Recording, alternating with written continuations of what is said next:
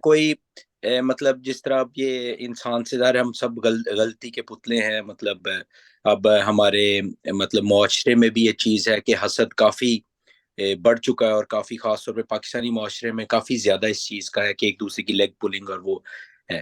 پہلی تو چیز یہ ہے کہ اس سے ظاہر ہے توبہ کرنی چاہیے، لیکن کوئی ایسا کلیہ قرآن نے دیا ہے کہ اس سے جو مطلب جو انسان کا دھیان اس طرف نہ جائے یا حسد سے بچ سکے، کیونکہ ہمارے معاشرے کی کافی یہ بڑی ایک مسئلہ ہے حسد کا، کیونکہ جو ترقی کر رہا ہے وہ بھی نہیں، لوگ اس کو بھی نہیں پسند کرتے، جو نہیں ہو رہی اس کو بھی، مطلب ایک حسد کا ایک کافی زیادہ ایک پہلو ہے۔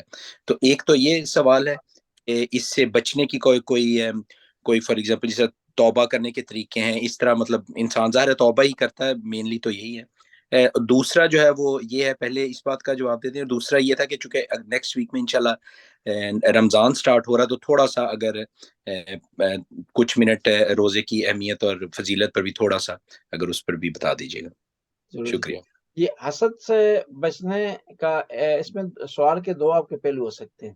ایک پہلو یہ ہے کہ خود انسان کسی سے حسد نہ کرے اور اس سے کس طرح بچے۔ دوسرا ہے کہ کوئی اور آپ سے حسد کر رہا ہے تو اس کی حسد سے بچنے کے لیے کیا طریقہ کار ہے۔ اس میں وظائف قرآن کے بہت سارے معین ہوئے ہیں، سورہ ناس ہے، سورہ الق ہے، ان کی تلاوت کی جائے، پھر جو تسبیحات فاطمہ الزہرا ہیں ان کو پڑھ کر آدمی انسان اپنے دل پر پھونکے اور پھر اپنے آپ کو تلقین کرے کہ خدا میرا مالک اور خالق ہے، مجھے ہر قسم کی حسد سے محفوظ رکھے گا، اور پھر اپنے آپ کو تلقین کرے کہ یہ جو چیزیں اس کو حاصل ہوئی ہیں یہ خدا نے دی ہیں، مجھے بھی دے سکتا ہے، تو لہٰذا جو ہے یہ اگر میں حسد کروں گا تو خدا کے دیے پر حسد کر رہا ہوں، خدا کے فیصلے پر جو ہے میں اعتراض کر رہا ہوں، یہ ذہن میں لائے گا تو خود بہت حسد کرنے سے بچ جائے گا۔ اور اگر کوئی اور اس سے کوئی حسد کرتا ہے تو اس میں ذکر کرے، انسان تسبیحات فاطمہ الزہرا کی تلاوت کرے، دل پر پھونکے، سورہ الگ سورہ ناس کی تلاوت کر کے پانی پر پھونک کر کے پیے، گھر میں چھڑکے، اور جو ہے وہ پڑھ کر کے سورہ ناس الگ اپنے بچوں پر پھونکے، تو اس سے جو ہے وہ سورہ جو ہے حسد جو ہے وہ انسان حسد سے محفوظ رہ سکتے ہیں۔ جہاں تک روزے کی آپ نے بات کی ہے، اسلام کی دوسری بڑی عبادت روزہ ہے، اور اس رمضان کے مہینے کو بڑی فضیلت حاصل ہے کئی حوالے سے۔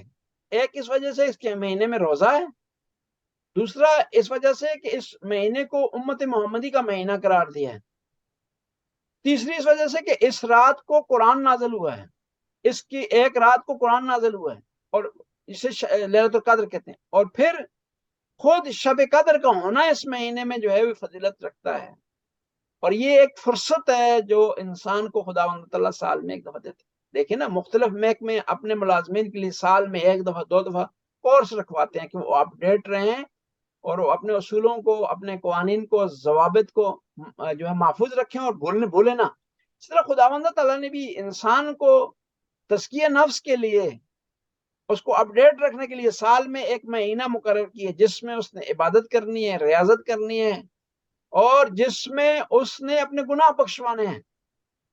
اور اس رمضان کے مہینے کی بہت زیادہ برکت ہے، اور اس کی برکت خصوصیت سے قرآن میں بھی ذکر ہوئی ہے اور نبی کریم نے بھی اس کا تذکرہ فرمایا ہے، اور پھر روزے کا فلسفہ بیان کیا ہے امام جعفر صادق علیہ السلام نے، کہ امام فرماتے ہیں کہ تاکہ غریب اور امیر میں فرق نہ رہے، تاکہ آپ بھوک کا احساس کریں، بھوکوں کا احساس کریں، اور پھر جو ہے یہ جو نعمتیں خدا کی، تاکہ انسان کو اس کی قدر آئے کہ رمضان کے مہینے میں ہونے کے باوجود، طاقت رکھنے کے باوجود ہم خدا کی نعمتیں نہیں کھاتے، اور اس سے پتہ چلتا ہے کہ یہ نعمتیں کسی کی دی ہوئی ہیں، یہ چھن بھی سکتی ہیں، اور جب چھنیں گی تو کیسا محسوس ہوگا انسان کو۔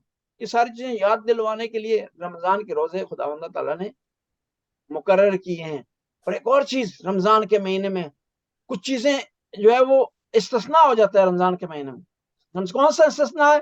دیکھیں، رمضان کے مہینے میں شیطان کہہ دیے، عام مہینوں میں ایسا نہیں ہے۔ رمضان کے مہینے میں آپ کا سانس لینا بھی عبادت ہے، عام مہینے میں سانس لینا عبادت نہیں ہے۔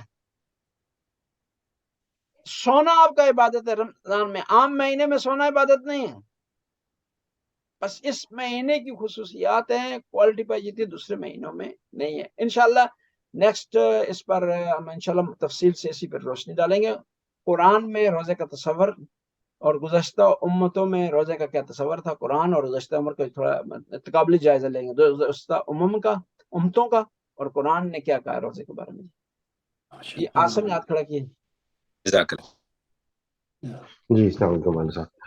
جی سب سے پہلے تو یہ کہ دو چیزیں کہ آپ نے اس کا بتایا کہ حسد نہیں کرنی، آپ نے شاید پچھلے بیان میں بتایا تھا کہ آپ حسد کرنے کے بجائے آپ رش کر سکتے ہیں، تو اور وہ جائز ہے اور اچھی چیز ہے کہ آپ رش کریں، تو اس پہ آپ ذرا دوبارہ یاد دہانی کرا دیجیے گا۔ دوسرا میرا جو سوال تھا وہ تھا کہ جو درس کی مناسبت ہے کہ اوروں کو اجازت نہیں ہے کہ وہ اللہ کی طرف سے جو اللہ کے بندوں پہ انسانوں کے اوپر حکومت کریں، جیسے کرسچنس کے اندر یہ ہو گیا تھا کہ پوپ جو تھے وہ جنت دوزخ بانٹنا شروع ہو گئے تھے، ایک آرتھوڈاکس تھے یا اس میں تھے، تو ابھی ہمارے اندر جو سسٹم ہے کہ امامت تو رسول اللہ سے ثابت ہے کہ وہ حدیث بھی ہے، چیزیں بھی ہیں، ولایت فقیہ پہ آ کے بھی اس طرح کا ہو جاتا ہے کہ لوگ کہتے ہیں کہ جو انہوں نے کہہ دیا وہ بالکل ٹھیک ہے، تو ان کی جو مطلب پاور آتی ہے ہمارے اوپر، قوت آتی ہے، وہ کہاں سے آتی ہے، اور یہ کہ اس کا کس حد تک جو ہے ہمیں اطاعت کرنا، ان کے پیچھے چلنا ضروری ہے۔ ولایت فقیہ کی بات کر رہا ہوں، مجتہد کی بات نہیں کر رہا۔ جی اب جو مشکل ہے سوال ہے میں جانتا ہوں۔ یہ دو چیزیں ہیں، ایک حسد ہے اور ایک رشک ہے۔ عربی میں حسد کو حسد کہتے ہیں اور رشک کو غبطہ کہتے ہیں، فارسی میں غبطہ کہتے ہیں، ان دونوں میں فرق ہے۔ حسد میں آپ کسی کے پاس ایک نعمت دیکھتے ہیں، صحت کی نعمت دیکھتے ہیں، اولاد کی نعمت دیکھتے ہیں، گاڑی کی نعمت ہے، گھر کی نعمت ہے، جی اچھے حالات کی نعمت ہے، اور یہ دل میں کہتے ہیں خدایا یہ اس سے چھن جائے، اسے کہتے ہیں حسد، جو جائز نہیں ہے، مناسب نہیں ہے، اس کی مذمت کی گئی ہے۔ دوسرا ہے رشک، خدایا تو نے اس کو نعمت دی ہے، اچھی گاڑی دی ہے، مجھے بھی اچھی گاڑی دے، خدایا تو نے اس کو اچھا کر دیا، مجھے اچھا کر دے، اس کی اولاد نیک ہوئی ہے، خدایا میری اولاد کو بھی نیک کر دے، خدایا کتنا ریگولر طریقے سے یہ آتا ہے، نماز جمعہ میں شرکت کرتا ہے، پروگراموں میں شرکت کرتا ہے، مجھے بھی توفیق دے کہ میں بھی پروگراموں میں شرکت کروں، میں بھی نماز جمعہ میں آ سکوں۔ تو اس میں کوئی حرج نہیں ہے اپنے لیے مانگنے میں، اگر دوسرے سے چھننے سے متعلق خدا کی بارگاہ میں التجا کی جائے تو وہ جائز نہیں ہے۔ ولایت فقیہ کا جہاں تک تعلق ہے، ولایت مطلقہ نہیں ہے، ولایت فقیہ یعنی ولایت سے مراد یہ ولایت امیر المومنین ہے، وہ ولایت عائمہ ہے، اسی کو پہنچانے کے لیے ایک آدمی کو مقرر کیا گیا، اسی کو بیان کرنے کے لیے ایک آدمی کو مقرر کیا گیا، یہ کوئی اپنی طرف سے ولایت نہیں ہے، ولایت مستقلہ نہیں ہے، فی ذات ہی نہیں ہے، بلکہ یہ کیا ہے، یہ ولایت وسیلہ ہے اس ولایت کو تک پہنچنے کا یا اس ولایت کے احکام کو بیان کرنے کا۔ یعنی یہاں پر قرآن میں کوئی حکم ہے اس کو بیان کر رہا ہے، کوئی حدیث میں حکم ہے اس کو بیان کر رہا ہے ولی فقی، اور جہاں پر قرآن و حدیث میں کوئی حکم نہیں ملتا، نیا ملتا ہے، تو قرآن کے جو کلیات ہیں ان کلیات کو مدنظر رکھتے ہوئے اس حکم کو جو ہے وہ نکالا جاتا ہے، اس کو جو ہے وہ بیان کیا جاتا ہے۔ یعنی ہم نہیں کہہ سکتے کہ یہ ولایت جو ہے وہ خدا کی ولایت کے مقابلے میں ہے، بلکہ اصلی ولایت خدا کی ہے، اور خدا کی ولایت سے آئمہ کی ولایت ہے، اور آئمہ کی ولایت کو جو بیان کرنے کے لیے ولی فقی کو مقرر کیا جاتا ہے۔ جی جزاک اللہ۔ دو اور اس اس میں میں اب آسان سے کچھ آخری جملہ کا عرض کر دوں، ولایت فقی کا معنی ہے کہ ایک نیک صالح اچھے آدمی کی حکومت، انسان حکومت کے بغیر چل نہیں سکتا، ممکن ہی نہیں ہے، اب حکومت کو ہونا ضروری ہے۔ اب سوال یہ ہے کہ ایک فاسق فاجر شرابی آدمی حکومت کرے یا ایک نیک صالح جو آل بیت کی احادیث کو جانتا ہے، آل بیت کے احکام کو جانتا ہے، خدا کی شریعت کو جانتا ہے، وہ حکومت کرے، تو ہم کہیں گے کہ وہ حکومت کرے جو صالح ہے، نیک ہے، خدا کے احکام کو جانتا ہے۔ یہ ایک خلاصہ ہے ولایت فقیہ۔ بہت شکریہ، جزاک اللہ۔ دو گزارشیں، ایک تو یہ کہ سب سے پہلے طارق بھائی ہیں، ان کی سندھی ٹوپی انتہائی خوبصورت لگ رہی ہے، بہت زبردست ماشاءاللہ، اور حماد بھائی اور جواد بھائی میرے خیال سے ابھی عمرہ نہیں زیارتیں کر کے آئے ہیں، تو ان کو مبارکباد، اور ان کی جو سندھی اجرک تھی نا وہ انتہائی خوبصورت لگی مجھے، مطلب وہ دل خوش ہو گیا۔ ٹھیک ہے، تو یہ پہلی چیز۔ دوسری چیز یہ کہ میرا ایک دوست ہے، آپ اور انشاءاللہ بھیجیں گے جب سے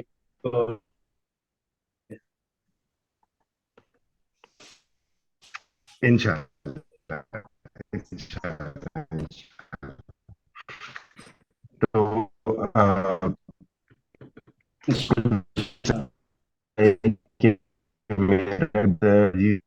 कराची के अंदर, तक वो आईसीयू से नहीं निकल पाया। बहुत ही अच्छा इंसान है। सकीना फातिमा उसकी बेटी का नाम है, जो कहता है वो और इमाम हसन की दोनों की मजलूमियत को याद रखते हुए एक थोड़ी सी दुआ करवा दें आखिर में दर्स की, तो जरूर बहुत जरूर इसका जो है इंशाल्लाह, जरूर वो इंशाल्लाह, जरूर। अल्लाह के उसको सेहत नसीब हो जाए। जरूर इंशाल्लाह जी। जी सवाल है कोई? किबला एक सवाल मेरा भी ले लेना। जी जी बिस्मिल्लाह। जी किबला, जो लोग ये रोजा के बारे में जो पीछे सुना था कि 10 घंटे खा लो, 14 घंटे खा लो, दिन है। जी जी, ये सवाल इनका यही है कि जो बाज मुजतहिदीन ने या बाज सुन्नी मुफ्तियों ने फतवा दिया है कि 14 घंटे का रोजा रखो। यानी कि अल्लाह का कानून तब्दील लन ताजिद सुन्नतिल्लाह तब्दीला, यानी कि अल्लाह का कानून तब्दील है। जी असल में जो अहकाम है शरीयत की, उनकी दो किस्में हैं। कुछ जी अहकाम मुस्तकिल हैं, हजरत आदम से लेकर आज तक मुस्तकिल हैं। खुदा एक है, इसमें तब्दीली नहीं आ सकती। खुदा कादर है, खुदा हई है, खुदा कय्यूम है, इसमें तब्दीली नहीं आ सकती। ठीक है।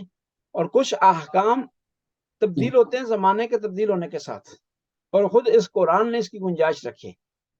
कुरान में है ला युकल्लिफुल्लाहु नफ्सन इल्ला मा वसअहा। खुदा किसी नफ्स को तकलीफ नहीं देता, उस पर कोई शरई हुक्म नहीं लगाता मगर ये कि उसकी वसअत के मुताबिक, उसकी ताकत के मुताबिक। अब जो है जहाँ नॉर्मल डे है, बस 16-17 घंटे का दिन है, ये नॉर्मल शुमार। नहीं आ रही। ये आवाज काट कट के आ रही है।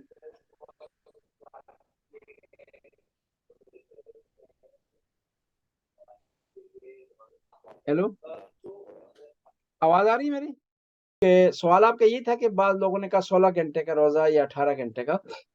जी वो जी मसला सही है, क्योंकि जी इस्लाम कभी भी आपको ऐसी आप पर हुक्म लागू नहीं करता जिससे आपको जिस्मानी नुकसान हो।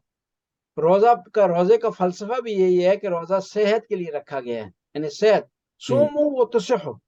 और जहां पर ये सेहत को बिगाड़ रहा हो तो रोजा वहां रुक जाता है। बीमार के लिए इसलिए रोजा रखना जायज नहीं है। इसी बुनियाद जी पर आयतुल्लाह मकारम शराजी ने डॉक्टरों की एक टीम बिठाई जी कि आप वो डॉक्टर चेक करें कि कितने घंटे के बाद जो है वो इंसान कुछ खाए पिए बगैर रहे और उसका बदन सकादे होना शुरू हो जाता है, डैमेज होना शुरू हो जाता है। तो डॉक्टरों ने बताया कि 17 घंटे के बाद अगर मजीद आप आगे बढ़ेंगे खाने पीने के बगैर तो आपके बदन को नुकसान हो सकता है, सकादे हो सकता है आपका बदन। उन्होंने इस बुनियाद पर ये हुक्म लगाया कि उन ममालिक में जहां पर जो है वो 16 घंटे से ज्यादा रोजा है, वो लोग 16 घंटे पर रोजा अपना इफ्तार कर सकते हैं। अपने लिए एक मेयार मुकर्रर कर लें, सहरी हमारे साथ खाएं, 16 घंटे के बाद रोजा इफ्तार कर दें, और ये इसमें कोई हरज नहीं है।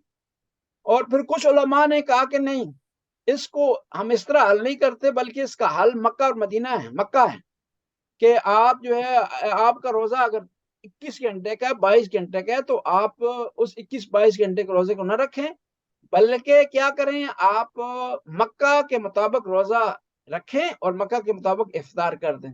जाहिर है मरकज इस्लाम है, दुनिया का भी मरकज है, खाना कब है, वहां पर इस्लाम का आगाज वहां से हुआ। इसमें जो है कोई हरज नहीं है, एक फतवा है, जिस आदमी को पसंद है वैसा अमल करे। लेकिन जो मशहूर और मारूफ मुजतहिदीन है, मसलन आयतुल्लाह खामनाई है, आयतुल्लाह सिस्तानी, उन्होंने एहतियात वाजिब की बुनियाद पर यह कहा कि वो लोग जो रोजा रख सकते हैं उनको चाहिए कि पूरा रोजा रखें, जो नहीं रख सकते तो वो क्या करें कि रोजा न रखें, सर्दियों में रखें। ये उन्होंने हाल पेश किया है। मुजतहिद का और फतवा देना, इज्तिहाद करने का मकसद ये होता है कि आप नए आने वाले मसाइल को हल करें। इसमें जो कोई हरज नहीं है, कोई इसमें कबाहत नहीं है। बल्कि कई लोग ऐसे आए जिन्होंने पूछा हमसे कि हम उस मुजतहिद की तकलीद करते हैं कि आप 16 घंटे का रोजा रख सकते हैं। मैंने कहा रख सकते हैं, कोई हरज नहीं है। कहा आप मौलाना साहब, मैंने कहा मैं पूरा रखूंगा, मैं जो है वो पूरा रखूंगा। लेकिन ये है आप क्योंकि मुगलत की तकलीद कर रहे हैं उस मुजतहिद की, तो आप कर सकते हैं, उसको फॉलो कर सकते किबला, जैसे अभी ताज़ा ईरान में जलजला है, 20-20 दिन के बाद लोग जिंदा निकले हैं, भूखे प्यासे भी निकले हैं। यानी जो नहीं रखना, जिसकी सेहत नहीं वो ना रखे, लेकिन ये अल्लाह का कानून कैसे हम तब्दील कर रहे हैं, एक आलमी दीन है मुझसे, तो वो कैसे तब्दील कर रहे हैं, यानी कि ये सवाल तो ना दिमाग नहीं, से जा नहीं रहा, यानी कि मैं आपसे सवाल करता हूँ, आपसे सवाल करता हूँ, आपको बहुत अच्छा सवाल है, मुझे खुशी होती है आपसे सवाल करते। मैं आपसे सवाल करता हूँ कि आप खड़े होकर अगर नमाज नहीं पढ़ सकते तो आपको जबरदस्ती हमने खड़ा करा के नमाज पढ़ाना है या आपने बैठ कर पढ़नी? तो किबला ठीक है, वो तो सी चीजें के साथ वो वो तो वो रोजे में किसी तो ऐसे ही माफी है ना, जैसे वो- सेहत नहीं है तो। नहीं, एक आदमी एक दफा, एक जाहिर आपको तकलीफ होती है, एक दफा अंदरूनी तकलीफ होती है, डॉक्टर ने साबित कर दी है, ये ठंडक बात हो गई है कि 17 घंटे से ज्यादा आप जो है वो अगर रोजा रखेंगे तो आपका बदन डैमेज होना शुरू हो जाएगा। सही, जब किबला माजरत के साथ डॉक्टर के अल्लाह के कानून के साथ टकरा न रहे हो, ये भी तो सोचना है ना हम, नहीं सुने, यानी कि एक सुनिए, अकल के नहीं, साथ चीजें हैं, ये यानी कि आपका, मैं आपका यानी जवाब देता हूँ। कायनात के सारे और माल डाल के भी किबला अल्लाह के कानून तब्दील नहीं ना कर सकते। मेरा सवाल मैन ये है, जो नहीं रख सकता बीमार है ना रखे, यानी कि अल्लाह ये इतने अरसे जो कानून ये कुरान ने तय किया, तो ये कैसे तब्दील कर रहे हैं आलम दीन या मुजतहिद, यानी कि ये एक बड़ा सा मुश्किल जो है ना इसको मानने को, जो ना अंदर से आदमी मान नहीं रहा, यानी कि मेरा कहने का मतलब ये। जी जी, वो मैं आपकी खिदमत में अर्ज करता हूँ कि जी आपकी बात बिल्कुल सही है कि हमने खुदा के कानून को फॉलो, लेकिन खुदा ने खुद कुरान में कहा ला युकल्लिफुल्लाहु नफ्सन इल्ला मा वसा। खुदा का जी जो हुक्म है वो इंसान की ताकत से बाहर नहीं होता, और जहां इंसान की ताकत खत्म हो जाती है वहां हुक्म रुक जाता है। नमाज पढ़नी वाजिब है खड़े होकर, लेकिन कोई एक आदमी नहीं खड़ा हो सकता तो उसने बैठ कर पढ़नी। रोजा रखना वाजिब है, लेकिन एक आदमी को रोजा रखने की वजह से उसकी बीमारी में इजाफा हो रहा है, उसके जो है वो बीमारी तो लानी हो रही है या बदतर हो रही है, तो फिर रोजा उसके लिए माफ हो जाता है। खुद खुदावंद ताला ने अपने कानून में गुंजाइश रखी हुई है, खुदा के कानून में तब्दीली नहीं है, उसका एक और पहलू है, आप इस तरह कह सकते, तब्दीली नहीं है ये, उसके एक पहलू है। किस बुनियाद पर जो है वो बाज मुजतहिदीन ने ये फतवा दिया, और ये आप जान लेना, ये मुजतहिद जो फतवा देता है उसको दुनियावी फायदा कुछ नहीं होता, कि मसलन नहीं वो मुखालिफ साथी से ठीक है, लेकिन केवल यानी कि देखो वो तो माफी जो सेहत नहीं है, तो फिर तो माफी है ना रोजे की, ये तो सीधा सीधा समझ आ जाती है। या बाकी कोई 4 घंटे रहा है, वो 10 घंटे, ये तो फिर सारे रख लेंगे, जी कोई मुश्किल आप नहीं, मैं भी रख सकता हूँ, मैं जब 8 घंटे के बाद दवाई खाता हूँ तो मैं 7 घंटे का रोजा रख सकता हूँ। आपके सामने हाथ खड़े हैं। यानी कि ये आप जरूर ये जो सवाल भेज रहे हैं ना, ये जो फतवा दे रहे हैं, तो आप जरूर ये जो ना, क्योंकि आप जैसे लोगों को कैसे, हम तो नहीं कह सकते, अगर हम के साथ उनका रहा हम जरूर गुजारिश करें उनके साथ। जी आपकी बात बिल्कुल सही है, आपका एतराज बिल्कुल वारद है। इसलिए मशहूर मशहूर मारूफ मुजतहिद जो हैं उन्होंने ये फतवा नहीं दिया घंटों वाला, और ना ही मक्के वाला, उन्होंने ये कहा कि रोजा रखें, अगर समझते जी हैं नहीं रख सकते, आपके लिए ताकत फरसा है, ताकत से बाहर है, तो फिर क्या करें कि आप और रोजा सर्दियों में रखें, लेकिन अगर रख सकते हैं तो आपने पूरा रखना है, सहरी से लेकर इफ्तारी तक, यानी ऐसे। जी जी, यानी बाज उसके मुताबिक सुबह 1:15 बजे से रात से लेकर के रात को जो है वो 11:15 तक। यानी जो कि भी सवाल है, रात को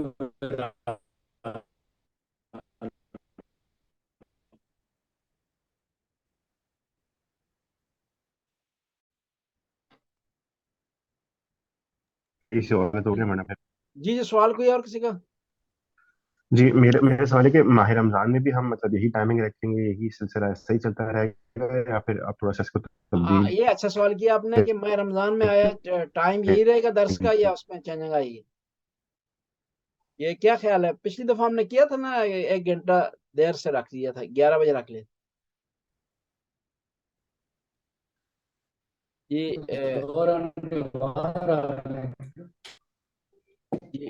ये यही टाइम ठीक है इसका दर्स का, या 11 बजे कर ले मैं रमजान? 11 बजे करने के मैं मैं रमजान में 11 बजे कर लेता यही हमने पिछले साल भी किया था। हूँ, 11 बजे कर। कर लें। جی ٹھیک ہے جی 11 بجے کا ٹائم رکھ نیکسٹ جو ہے وہ کیونکہ 11 میں بجے ابھی کا ٹائم جی رمضان کے دوران 11 بجے کا اچھا. جی انشاءاللہ. ویسے میں سوچ رہا تھا کہ ایک قریب میں مسجد ہے وہاں پہ تھوڑا سا اردو پڑھانے کا سلسلہ میں نے تھوڑا سا ابھی باقاعدہ طور پہ شروع تو نہیں کیا ہے لیکن تھوڑا بہت شروع کیا ہے. وہ کتنے تو بجے وہ شاید وہ 11 بجے شروع ہو جاتی ہے لیکن میں ان سے بات کرتا ہوں، ہو سکتا ہے رمضان میں انہوں نے بھی جو ہے وہ تھوڑا سا رد و بدل آگے کریں. کر دیں گے؟ جی جی تو جی میں بتا دوں گا پھر انشاءاللہ اگر ہو سکے تو وہ اس کو بھی اگر کوپریٹ کریں. باقی خواتین سے بھی پوچھیں گے ان کا بھی ادا ہے کہ کیا ہے، ان کے پاس لوڈ زیادہ ہوتا ہے ویسے جی بتا جی دیتا ہوں.